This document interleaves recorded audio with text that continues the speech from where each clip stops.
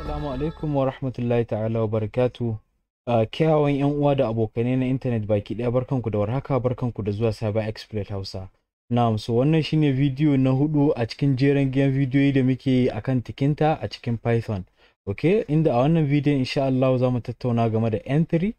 So entry method ne, kuma ce function ne wanda zai baka damar shigar da bayani a cikin application naka. Okay, so mun ce entry muna nufin normal input kenan a normal Python program. Okay, kamar mu ce ka yi declaring variable, misali ka kira shi suna, sannan ka ce is equals to input shigar da sunanka a nan. Okay, so wannan input din shi yake baka daman ka shigar da sunanka a cikin console, inda kuma entry zai baka daman ka shigar da duk wani bayani da kake so ka shigar a cikin application din da kake hadawa.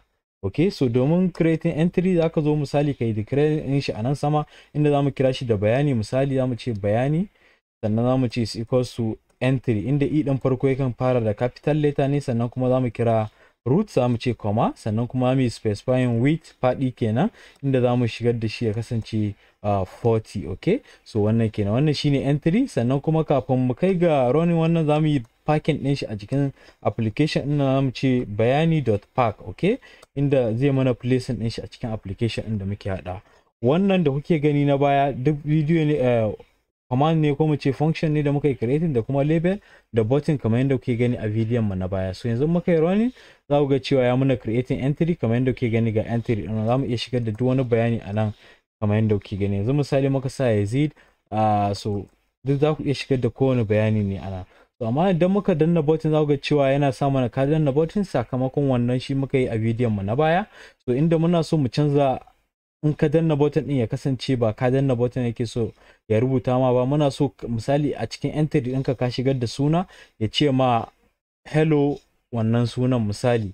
So a madadin ka danna button zamu ce ya mana printing hello, sannan mu ce space, sannan zamu yi abin da ake kira concatenation, zamu ce plus bayani dot get, bi ma'ana duk wani bayani da ka shigar a wajen wannan entry din, to zai maka getin din shi, zai kawo ma shi zuwa wannan label din kamar yadda ku gani, inda label din yana ce mana hello plus wannan sunan. Okay, yanzu kai tsaye muka yi running code din nan, za ku ga cewa ya bamu yanzu misali idan muka running yazid zai mana printing hello yazid idan muka danna button dina din nan. Yanzu bari mu danna mu gani, kamar yadda kuke gani yana ce mana hello yazid. Misali yanzu bari mu canza sunan ya koma John, misali John, zai ce mana hello John kamar yadda kuke gani gashi yana wannan. So duk wani suna, ko mu ce kowane irin bayani ka shigar da shi, misali mu ce Maryam, idan ka danna button dina zai sa mana hello Maryam kamar yadda kuke gani respectively. So wannan shine entry a takaice a cikin Tkinter Python. Okay, wannan kenan. Yanzu misali ina so mu dan hada login system ne, inda zamu yi amfani da label da buttons, inda zamu kira shi misali kamar yadda nake za mu haɗa login system, inda zamu shigar da username da password. Misali zamu ce abu na farko da zamu yi declaring label ne, zamu kira shi da username. Misali zamu ce username is equals to label, sannan zamu ce zamu kira root, comma, inda zamu specifying text a ciki, zamu ce text is equals to username. Misali text din muna so ya kasance username ne, sannan mu sako da ke ba amfanin sa column. To bayan ya samu na username, za mu iya adding abin da ake cewa da foreground color ko background color a cikin wannan text din. Okay, so amma anan muna so mu amfani da tsuran text ne kawai, ba tare da mun yi amfani da wannan ba. So za mu ce username.pack, inda muke so mu placing din shi a jikin application namu.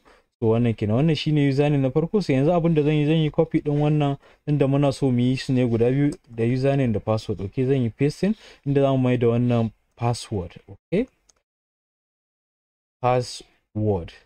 Okay, wannan kamar yadda na faɗa duk sun kasance label ne, za mu ce password. Okay, password duk sun kasance label ne, inda iya rubutu ne kawai za su bamu. Yanzu bari mu kun gani ya bamu username.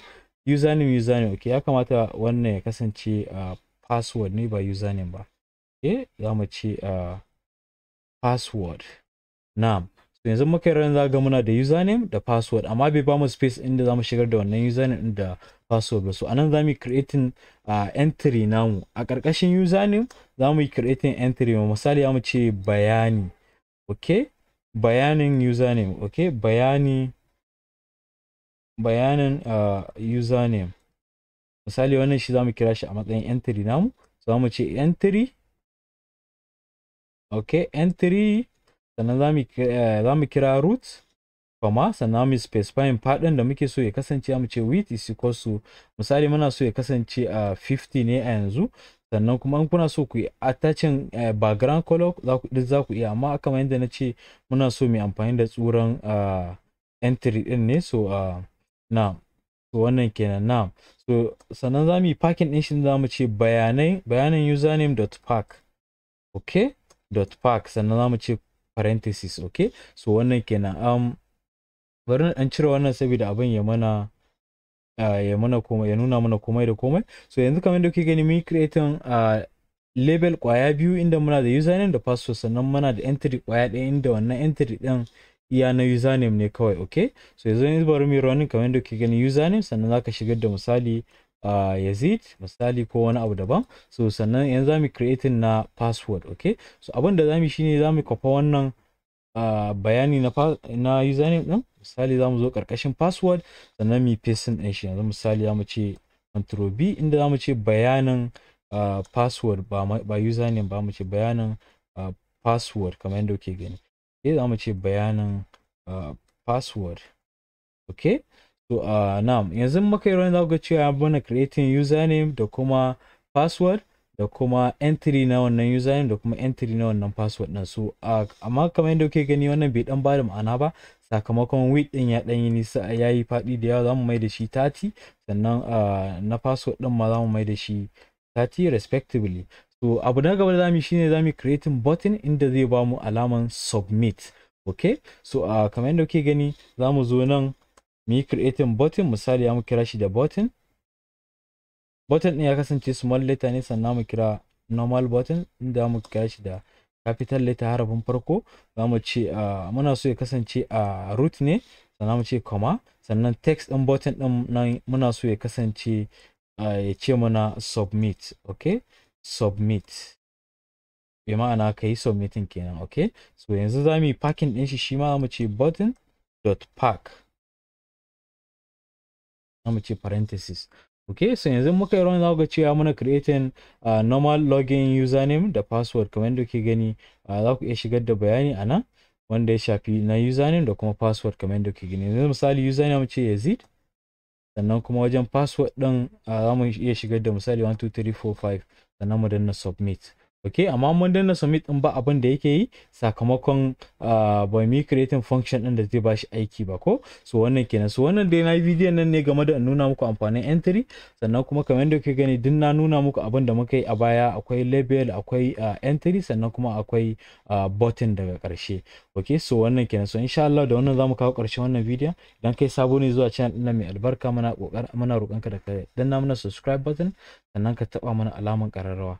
Idan kun kasance tare da mu a wannan channel mai albarka, muna roƙonku da ku yi like wannan bidiyon, sannan ku yi sharing din shi zuwa ga ƴan uwanku ga abokananku domin su ma su amfana. Idan kuna tambaya ko wani ƙalubale ko wani kuskure da kuka ga mun yi, yana da kyau ku dan sanar da mu a can comment section ko kuma a social networks din mu. Za mu bar link a cikin description.